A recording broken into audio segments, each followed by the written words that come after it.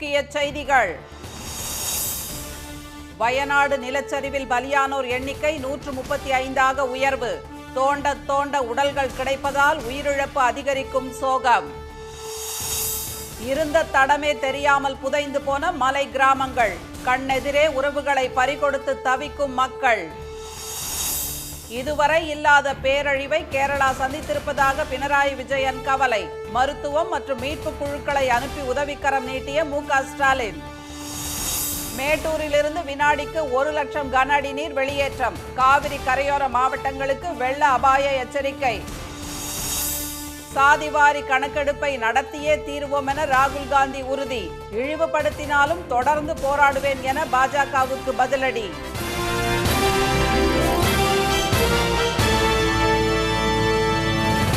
வணக்கம். வணக்கம்.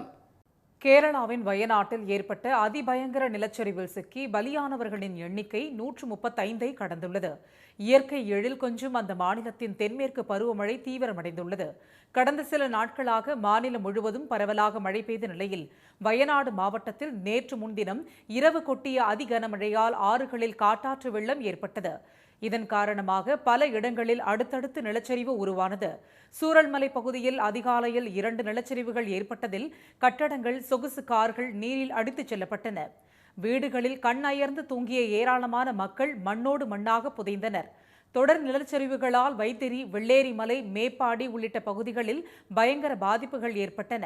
அட்டமலையில் இருந்து முண்டகை வரையிலான ஒரே ஒரு பாலம் காட்டாற்று வெள்ளத்தில் அடித்துச் செல்லப்பட்டது.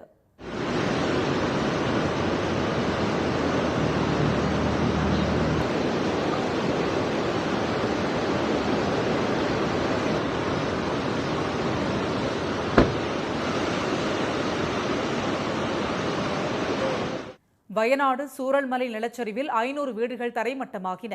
இந்த வீடுகளில் சிக்கிய 1000 பேரை மீட்கும் பணியில் மத்திய மற்றும் மாநில பேரிடர் மீட்புக் குழுவினர் மற்றும் முப்படை வீரர்கள் ஈடுபட்டு வருகின்றனர். சாலைகள், பாலங்கள், மின்மாற்றிகள், பள்ளி மற்றும் அரசு அலுவலகங்கள் இருந்த இடமே தெரியாமல் போயின. முண்டகை பகுதிக்கு செல்லும் ஒரே ஒரு பாலமும் தண்ணீரில் அடித்துச் செல்லப்பட்டதால் வெள்ளத்தில் சிக்கி காயமடைந்தவர்களை மீட்பது பெரும் சவாலாக அமைந்தது. மீட்கப்பட்டவர்கள் ராணுவ ஹெலிகாப்டர்கள் மூலம் சூரல்மலைக்கு கொண்டு வரப்பட்டனர்.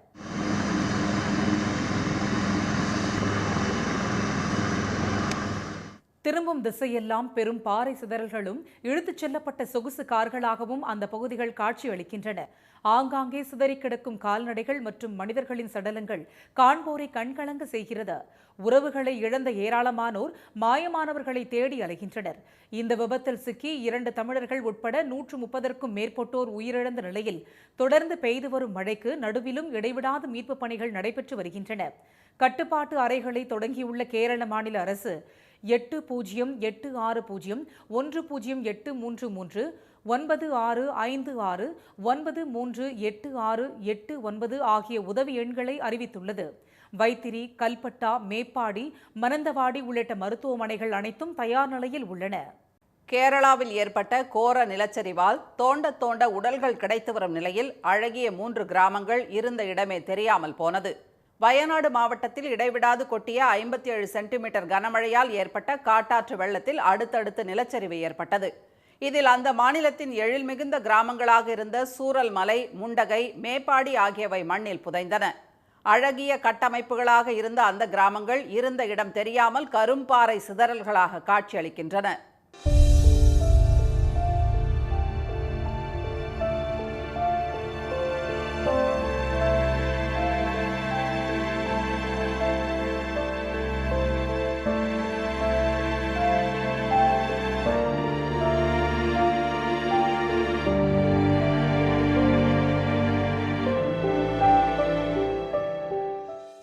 மலை அடிவாரத்தில் மரங்கள், செடி கொடிகள் என இயற்கையின் கொடையில் இருந்த குடியிருப்புகளும் வெள்ளத்தில் அடித்துச் செல்லப்பட்டன. சூரல் மலையிலிருந்து முண்டகைக்கு தற்காலிக பாலம் அமைத்து மீட்பு பணி தொடர்ந்து நடந்து வருகிறது. பாதிக்கப்பட்ட ஏராளமானோர் நிவாரண முகாம்களில் தங்க வைக்கப்பட்டுள்ளனர். தங்கள் கண் எதிரேயே உறவுகளை வாரி கொடுத்து விட்டதாக மேப்பாடி மக்கள் தெரிவித்தனர். அந்த பாலம் தான் முதல்ல கொலாப்ஸ் ஆனது. அவ்வளவு பெரிய கல், அதே மாதிரி பெரிய ட்ரீஸ் எல்லாம் வந்து அதெல்லாம் கொலாப்ஸ் ஆகிட்டேன். அதுக்கு பிறகு தான், ஏன்னா இதுதான் ஒரே வழி, வேறு வழியே கிடையாது. ஏன்னா பெரிய புலை தானே, அதான அப்புறம் கடக்க யாராலும் முடியலை. போனவங்க எல்லாம் அப்படியே வேடிக்கை பார்த்து தான் அப்படியே ஒரு சூழ்நிலையில் இருந்தது. அதை ஒன்றுமே பண்ண முடியாத ஒரு அவஸ்தையே இருந்தது. அங்கே வந்து கிட்டத்தட்ட ஒரு 200-300 ஃபேமிலிஸ் அப்படின்னா எவ்வளவு நம்பர் இருக்குன்னு தெரியாது. அவ்வளவு பெரிது. அதாவது இந்த கேரளாவில் நடந்த மிகப்பெரிய ஒரு சூழ்நிலை இது. ஆദ്യം വെള്ളം കൂടി വന്നു, തണ്ണി കൂടി വന്നാச்சு. വന്നപ്പോൾ എല്ലാവരും മുകളിൽ കയറിയാச்சு, വീട്ടുக்கு മുകളിൽ കയറിയാச்சு. അപ്പോൾ പിന്നെ ഇറക്ക முடியலை. പിന്നെ രണ്ടാമത് வந்து அடிச்சு போயிருக்கு. ஒரு 10-300 வீடு இங்கே தான் போயிருக்கு. സ്കൂൾ தான். അവിടെയാണ് പുഴ കിടക്കുന്നത്. പുഴ 2 പുഴയായിട്ടാണ് ഇപ്പോൾ ദശ മാറി 2 പുഴയായിട്ട് ഒഴുകി വരികയാണ്. ഇവിടുത്തെ ഗ്രൗണ്ടായിരുന്നു, ഇത് സ്കൂൾ ഗ്രൗണ്ടായിരുന്നു ഈ പരിസരം. ഇത് മൊത്തം പോയി. പിന്നെ ഇതിൻ്റെ നേരെ മുകളിലുള്ള 250 வீடுண்டு அது புறமா போச்சு. புதைந்தவர்களை கண்டுபிடிக்க மோப்ப நாய்கள் பயன்படுத்தப்படுகின்றன. போக்குவரத்து துண்டிக்கப்பட்டுள்ளதால் ஆர்ப்பரித்து செல்லும் வெள்ளத்திற்கு நடுவே கயிறுகளை கட்டி மீட்புக் குழுவினர் பாதிக்கப்பட்டவர்களை மீட்டனர். வனப்பகுதிகளில் சிதறி கிடக்கும் உடல்களை காணும் போது கண் கலங்குவதாக தமிழகத்திலிருந்து மீட்பு பணிக்கு சென்ற தன்னார்வலர்கள் தெரிவித்தனர். வந்து வேலை செஞ்சுட்டு தான் இருக்கிறோம். ஆனால் நம்ம வந்து வெளியே கேட்டதோ சொன்னதோ ஒன்றும் இல்லை, பார்க்கவே முடியலைங்க. ஒவ்வொரு இடத்துல சின்ன குழந்தைங்க பாடியாக கிடைக்கிது, போக முடியல, வண்டி போக முடியல. ஒரு இடத்துல கால் பார்ட்ஸாக வருது. இப்போ நாங்கள் வந்து கடைசியில் மேலே போய் ஒரு இடத்துல மட்டும் 21 பாடி ஒரு எஸ்டேட் லைன்ஸில் அடுக்கி வச்சுட்டு வந்துருக்குறோம். 21 பாடி இருக்காங்க, கொண்டு வர முடியல. எடுக்க ஒரே கூலியில் 7 போடி, அதுக்கு அங்கிட்டு 8 போடி, அதுக்கு அங்கிட்டு 6 போடி, அப்படி போடி வந்துக்கிட்டே இருக்குது. இன்னும் எடுத்தால் ஒரு வாரத்துக்கு எடுத்தால் வந்துக்கிட்டே தான் இருக்கும்னு நினைக்கிறேன். 21 போடி இப்போ வச்சுருக்கிறோம். இப்போ மொத்தத்தில் 100 சில்லற போடி இவங்க கணக்கு சொல்கிறாங்க. அங்கே 21 கணக்கு சரியாக எப்படியுமே 500 போடி வந்துடுவேன். தேயிலை தோட்ட பகுதிகளில் தோண்ட உடல்களாக கிடைப்பதாகவும் மீட்புக் குழுவினர் தெரிவித்தனர். இதற்கிடையே வரலாறு காணாத இயற்கை பேரழிவு என்று கூறியுள்ள கேரள மாநில முதலமைச்சர் திரு பினராயி விஜயன் இன்றும் நாளையும் துக்கம் அனுசரிக்கப்படும் என்று தெரிவித்துள்ளார். வயநாட்டிற்கு இன்று செல்வதாக இருந்த எதிர்க்கட்சித் தலைவர் திரு ராகுல் காந்தி மற்றும் திருமதி பிரியங்கா காந்தியின் பயணம் மோசமான வானிலை காரணமாக ரத்து செய்யப்பட்டது. வயநாடு மக்களுக்கு தேவையான அனைத்து உதவிகளையும் செய்வோம் என்று தெரிவித்துள்ள திரு ராகுல் காந்தி மீட்பு பணிகளை விரைவுபடுத்த கேட்டுக் கொண்டுள்ளார். நிலச்சரிவில் உயிரிழந்த தமிழர்களின் குடும்பத்திற்கு தலா 3 லட்சம் ரூபாய் வழங்கப்படும் என்று முதலமைச்சர் திரு மு.க. ஸ்டாலின் தெரிவித்துள்ளார். இதற்கிடையே கனமழை எச்சரிக்கை காரணமாக வயநாடு, இடுக்கி, பாலக்காடு, காசர்கோடு, கண்ணூர், மலப்புரம், திருச்சூர், பத்தனம்திட்டா, எர்ணாகுளம், கோழிக்கோடு, ஆலப்புழா உள்ளிட்ட 11 மாவட்டங்களில் பள்ளி, கல்லூரிகளுக்கு இன்று விடுமுறை அறிவிக்கப்பட்டுள்ளது. மேட்டூர் அணையில் இருந்து வினாடிக்கு 1 லட்சம் கன அடி நீர் வெளியேற்றப்பட்டு வருவதால் 11 மாவட்டங்களைச் சேர்ந்த காவிரி கரையோர மக்களுக்கு வெள்ள அபாய எச்சரிக்கை விடுக்கப்பட்டுள்ளது. தென்மேற்கு பருவமழை காரணமாக காவிரி நீர்பிடிப்பு பகுதிகளில் கனமழை பெய்து வருகிறது. இதனால் கர்நாடகாவின் கபினி, கிருஷ்ணராஜ சாகர் அணைகள் நிரம்பியதால் உபரி நீர் அப்படியே காவிரியில் வெளியேற்றப்படுகிறது. இதனால் கடந்த 16ஆம் தேதி முதல் மேட்டூர் அணைக்கு நீர்வரத்து அதிகரிக்க தொடங்கியது.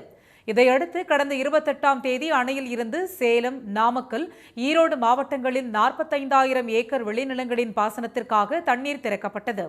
இந்நிலையில் நேற்று மாலை 6 மணி அளவில் மேட்டூர் அணையின் நீர்மட்டம் 43வது முறையாக முழு கொள்ளளவான 120 அடியை தாண்டியது.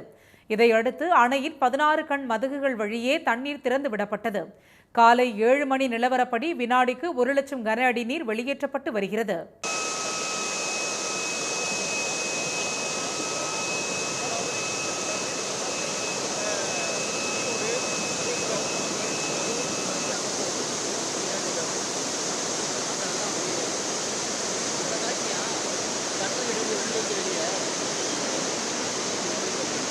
இதனையடுத்து சேலம், ஈரோடு, நாமக்கல், அரியலூர், கரூர், திருச்சி, திருவாரூர், தஞ்சாவூர், மயிலாடுதுறை, நாகை, கடலூர் ஆகிய 11 மாவட்டங்களின் காவிரி கரையோர பகுதி மக்களுக்கு வெள்ள அபாய எச்சரிக்கை விடுக்கப்பட்டுள்ளது.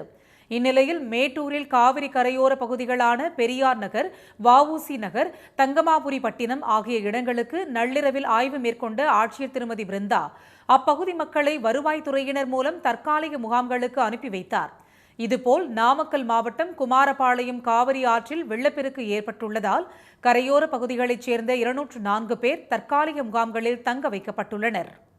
சாதிவாரி கணக்கெடுப்புக்கான தீர்மானம் நாடாளுமன்றத்தில் உறுதியாக நிறைவேற்றப்படும் என மக்களவை எதிர்க்கட்சித் தலைவர் திரு ராகுல் காந்தி தெரிவித்துள்ளார்.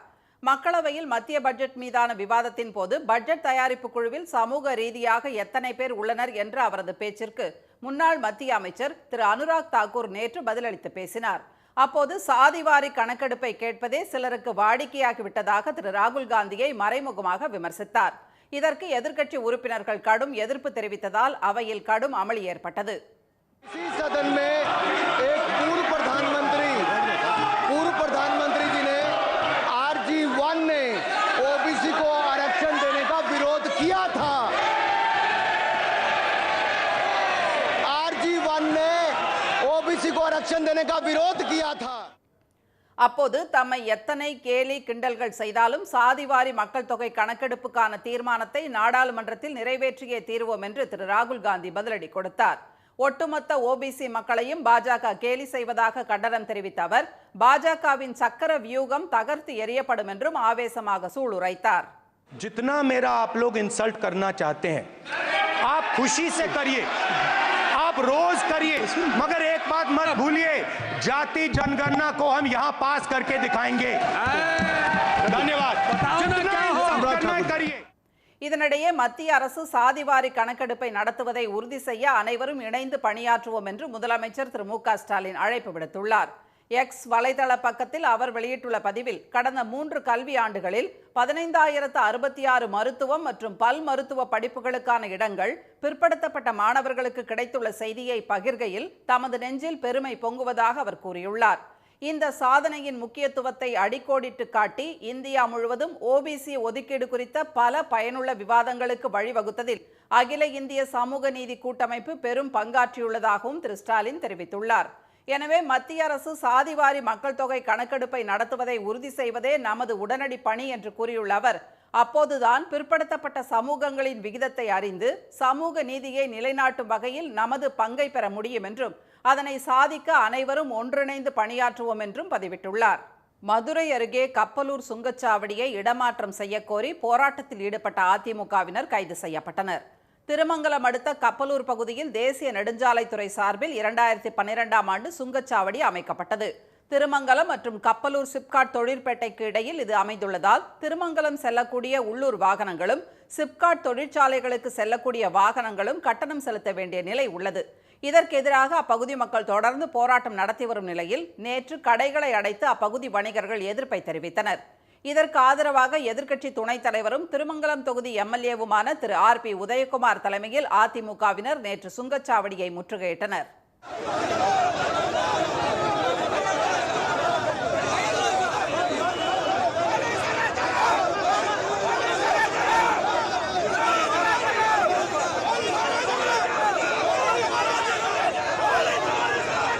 காவல்துறையினரின் தடையை மீறி மறியலில் ஈடுபட்ட அதிமுகவினர் கைது செய்யப்பட்டனர்.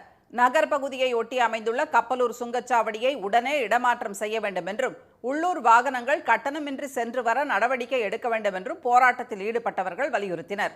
இதற்கிடையே சென்னை வானகரம் சுங்கச்சாவடியை முற்றுகையிட்ட மணல் லாரி உரிமையாளர்கள் சங்கத்தினர் மத்திய சாலை மற்றும் போக்குவரத்து துறை அமைச்சர் திரு நிதின் கட்கரி அளித்த வாக்குறுதியின்படி உள்ளூர் பகுதி மக்களுக்கு இலவச பாஸ் வழங்க வேண்டும் என்று வலியுறுத்தினர்.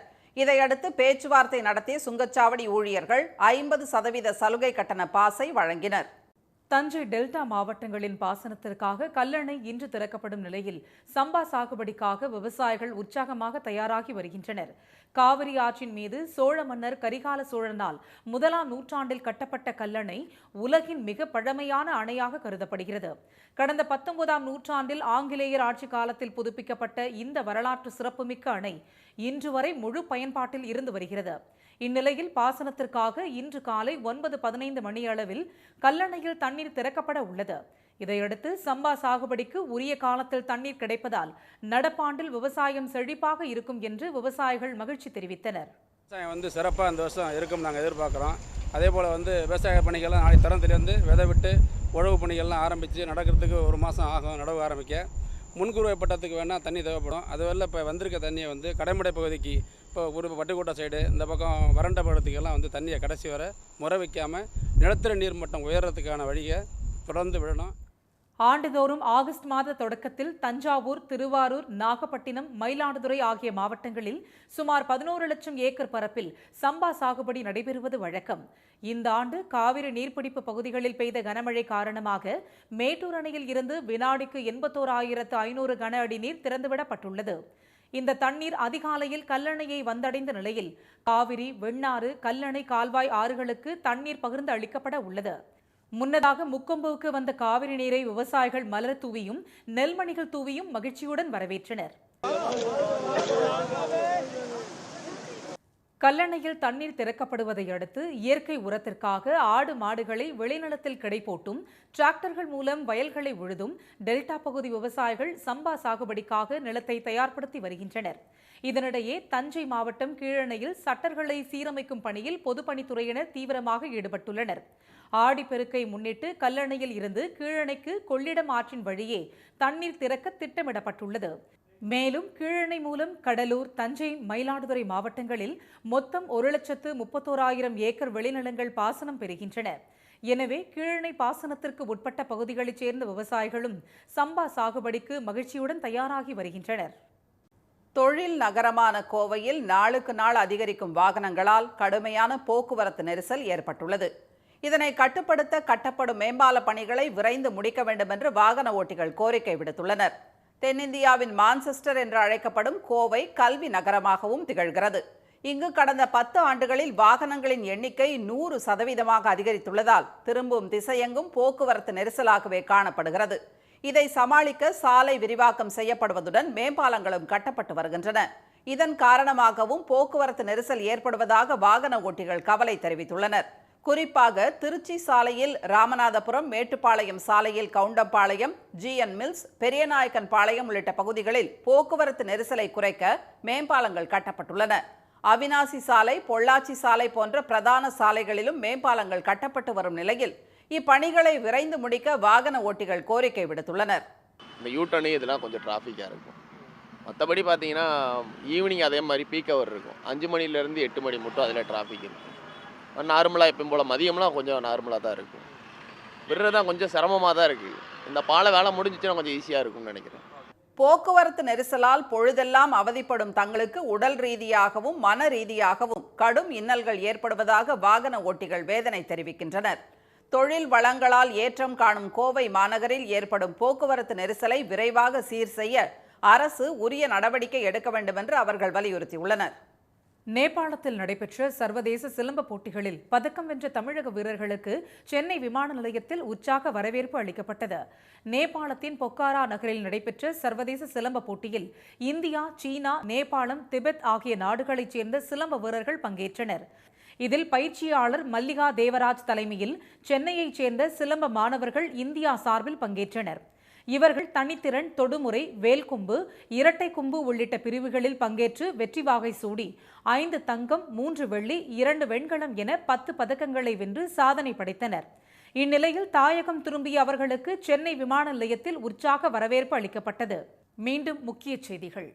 கேரளாவின் வயநாட்டில் ஏற்பட்ட அதிபயங்கர நிலச்சரிவில் சிக்கி பலியானவர்களின் எண்ணிக்கை 135 கடந்துள்ளது. வயநாட்டில் தோண்ட உடல்கள் கிடைத்து வரும் நிலையில் 3 கிராமங்கள் இருந்த தடமே தெரியாமல் புதையுண்டு போனது. மேட்டூர் அணையில் இருந்து வினாடிக்கு 1,25,000 கன அடி நீர் வெளியேற்றப்பட்டு வருவதால் 11 மாவட்டங்களைச் சேர்ந்த காவிரி கரையோர மக்களுக்கு வெள்ள அபாய எச்சரிக்கை விடுக்கப்பட்டுள்ளது. இத்துடன் இந்த செய்திகள் நிறைவடைகின்றன. மீண்டும் சன் டிவியில் செய்திகள் மாலை 6 மணிக்கு. செய்திகளை உடனுக்குடன் தெரிந்து கொள்ள சன் நியூஸ் தொலைக்காட்சியை பாருங்கள். வணக்கம். வணக்கம்.